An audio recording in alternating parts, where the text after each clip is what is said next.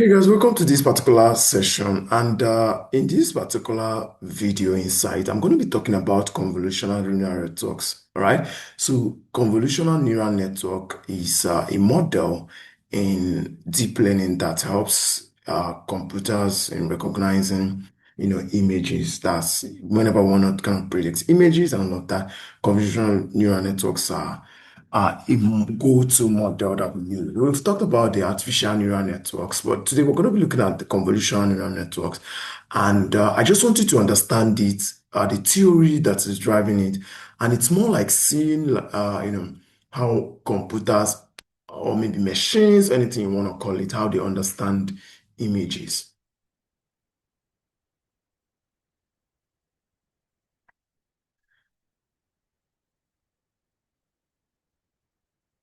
Now, the problem with traditional neural network is that many a times we've got what we call fully connected uh, no, it's all right. I'm just going to try to explain that more like in practical. Now, there are usually what we call explosion of parameters, and this is one of the problems mostly with associated with artificial neural networks, where many at times, if you're training a model, every kind of pixel that you're trying to pass through that's those images, let's say you're trying to use an artificial neural network, every pixel connects to every neuron in the next layer. So let's take, for example, we have an image of size of dimension maybe 224 by 224. Now, what is going to happen is that this image is going to create that's the product of 224 by 224 connections per neuron. And a lot of time we actually is prone to overfitting and inefficiency. Do you understand that for traditional neural network? And this is something that happens whenever we have too many parameters. And you see that it means that the model now might have the tendency of memorizing the training data rather than learning generalizable pattern. Okay, so if you're looking at a normal artificial neural network or maybe a traditional neural network, every pixel is connected to every neuron. So that's why we have kind of thousands of connections that are overfitting. Now, but when we look at when we look at convolutional neural network, they are kind of locally receptive. They have local receptive fields, that have shared weights, and it's kind of very efficient and generalizable. So the solution here is that CNNs are built around one insight, okay? A- And nearby pixels matter more than distant ones. So let's look at this image here, and it kind of gives us a lot of clarity of what we're talking about. And it's one that's actually really inspired by biology. So let's say, for example, you have something that is modeled after the human visual cortex. Okay? So neurons respond only to their local receptive field. Okay? That's why we have some stuff like maybe shared weights, which is kind of the same filter scans. That's more like the same filter scans the entire image, drastically reducing the number of parameters to learn. And also, another solution that this convolutional neural networks bring is that they show what we call kind of spatial hierarchy. Where layers build upon each other from raw pixels to rich semantic representation. Now let's look at the kind of the core concept of convolutional, neural networks, where we look at the convolutional layer. So it's kind of a small filter, which we call a kernel, that slides across the image. And what it does is that it's kind of computing the dot product of each position to produce a feature map. So each of those filter now is now what that is going to specialize in detecting one type of pattern. So the network learns which filters to use. That's why we're going to have some kind of edges, corners, and textures. So if you're trying to kind of visualize the feature maps now, whenever data is flowing through the network, the features respond to increasingly complex patterns. So the first thing here now, what I want you to understand is that we already understood that these are what convolutional neural networks. So they are split in layers. So when you look at the first layer, what the first layer is going to do is that once the input data is being passed through it, it's going to produce what we call what? It's going to help in identifying the what? The simple edges, the lines, the color gradients. All right? That is what the first layer is going to do. Now, for the second layer, it's going to help improve, it's going to help in what? Identifying the curves, the corners, and basic what? Textures. Now, how about the third layer? Now, the third layer is what we call the what? The object parts, which is the eyes, the wheels, the ears, and all of that. So layer 4 is now going to give you the full objects and semantic what? Concepts.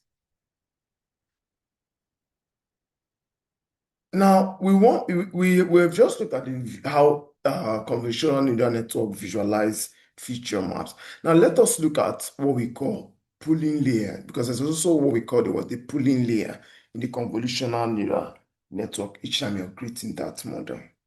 Now, what we mean in the pooling layer is that what we are downsampling for efficiency. So what happens now is that when those input size, once those numerical parameters, all those parameters is being passed through those layers, the pooling layer, what it does is that it kind of shrinks those feature maps while preserving the most important feature, making the network faster and more robust. So take, for example, now the max pooling, what it does is that what? It reduces spatial dimensions by selecting maximum what? Values. So those each local window is kind of just downsamples the feature input feature map.